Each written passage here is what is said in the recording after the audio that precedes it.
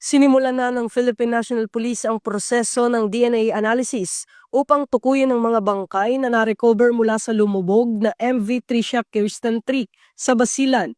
Ayon kay PNP Chief Police General Jose Melencio Nartates Jr., nagbibigay na ng DNA samples ang pamilya ng mga biktima sa scene of the crime operatives para sa tamang identifikasyon.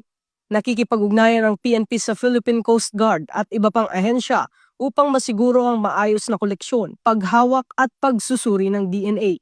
Binigyan din ni Police General Nartates na maraming salik ang maaaring makaapekto sa proseso, kabilang ang kondisyon ng bangkay at ang environmental condition sa ilalim ng dagat.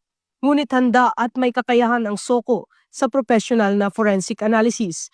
Hanggang Martes ng gabi nakarecover ang Philippine Coast Guard ng 43 bangkay habang nananatiling 316 ang nakaligtas. Ang MV Tricia Kirsten 3 ay umalis mula sa Zamboanga City papuntang Huloslu noong Enero 25 ng gabi, ngunit lumubog sa tubig ng Basilan noong Enero 26 ng umaga. Kasunod ng insidente, ipinagrounded ng Department of Transportation ang buong fleet ng Allison Shipping Lines habang isinasagawa ang maritime safety audit.